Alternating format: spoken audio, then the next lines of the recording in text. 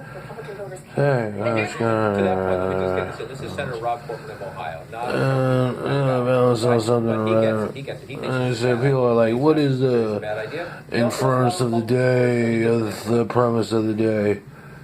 I think the court's likely to kick it back to us. There will be an opportunity Yeah, for Treasury forfeiture funds, and then there's also funding at Cold Star Town Hall. without using an emergency. That would be my preferred route, Bill. I think She that was would be worse, man. on safer ground, both in terms of the courts, but she has also way will words enable and us to stuff, avoid very setting precedent that could articulate trouble us in the what future. I- But I do support the that's the president word. on securing the southern border. And They always add that last part. Yeah, they always have to add that last part. And so here's the thing. Republican lawmakers can look at the numbers and see that voters do not think a wall is popular, do not think declaring a national emergency to build one is popular, but they can also look at the numbers and see that President Trump is popular. And if that's a decision that he makes, you're seeing right now so far they're sticking with it, even though some Democrats think they may be able to get some of the skeptical Republicans over to their side. there's so much, what do you call it, so much, so much distraction on whether they say impeachment is such and such, and such and all those other stuff, and talking about and supporting the president, approval ratings and stuff like that.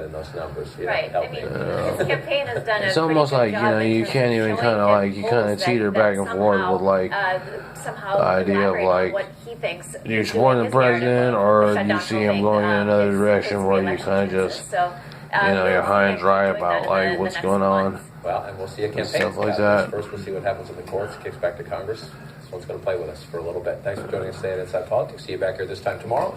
Brianna Keilar starts right now. I'm Brianna Keilar, live from CNN's Washington headquarters. Underway right now. Bernie Sanders returns for a 2020 sequel, but this time he's got a lot more competitors to share the screen time. Get me Roger Stone, says the judge presiding over this case after Stone appeared to threaten her on social media. Plus, the revelations from the fired deputy FBI director are getting even more surreal. He says the FBI and justice officials feared the president was working for Russia, and he told top leaders in Congress at the time. And the oversight of President Trump just took a new turn involving cash, the Saudis, and sensitive nuclear technology. Roger Stone being ordered back into court after a post on his social media account appeared to threaten the judge in the case. So this is the image on Stone's Instagram account. Now stuff like that. it shows a picture of Judge Amy Berman Jackson. You might go a little spin on this and you say, well, who's judging the levers in a situation like this and say, who gives a go ahead and extra era of extra errors and stuff like that. And say, you can't have one without the other, of course, but extra errors you skip. Jack Quinn, and we have a former White House counsel.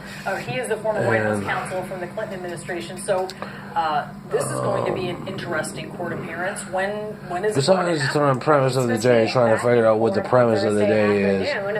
And, it's just, what you want to say is, you want to say, well, answer to me, and you can explain to me why we should continue to operate under this pretty lenient gag the order. polarized He's not allowed to speak in and around the current courthouse, but events he's allowed to is continue border to walls have a and public stuff comment. like that, But impeachment also, talks you can explain to me, and Roger, stuff to like the that, judge, and runs for why we shouldn't change the president, position runs of for your release. run Also, for president, Roger's and release, he's out, he's able to travel, presidential runs in otherwise the court, he's able to 2020 stay and in his stuff home in like Florida that. and show up in DC for And court appearances, but you can tell you the take judge and you take see him in person. and really you don't try to formulate anything. You just kind of wake up to it and say, Exactly, the gag order I is need actually to harsher to avoid the I need to gag get order. myself going. I need to get my exercise going. To Roger Stone. I What need to might the get my, judge decide as he does get my, have this rather lenient arrangement whatever it is you need to do, right? You and get what prepare he can yourself say for whatever under your this day, gag stuff like that. If stupidity And were then, crime, so, he'd be in jail for a long and, time.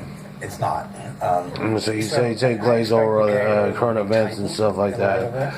And, it's questionable whether the gag order has in fact been violated. Threatening a federal judge is and a so, crime, but I'm you not have a sure whole lot that of consults and stuff like that and say, hey, you can't do this, you can't do that, slap on the wrist for this, slap on the wrist for that.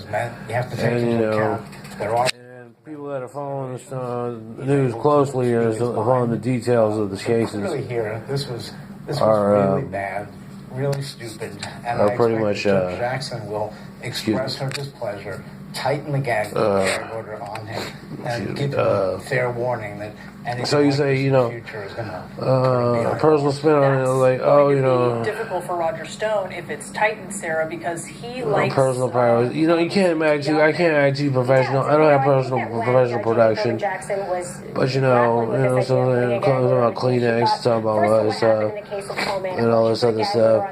Very early and got some criticism for it, but and you know, you say on professional production,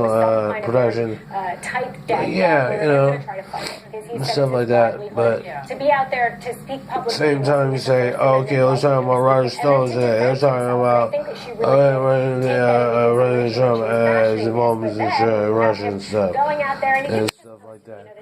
And you know, without knowing the details from the details of it, but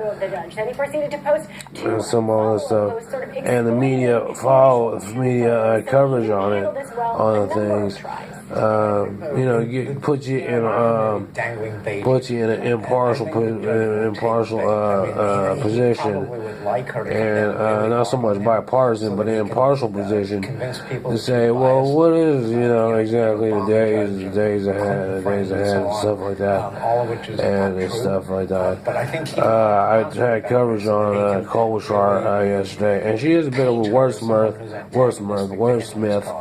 and which is, you know, a good quality in a president, you know.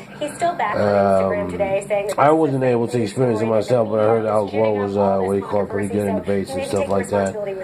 But beyond definitely a quality of a presidential candidate is being a wordsmith. Apologizing for themselves. Jack Quinn, Sarah, thank you so much.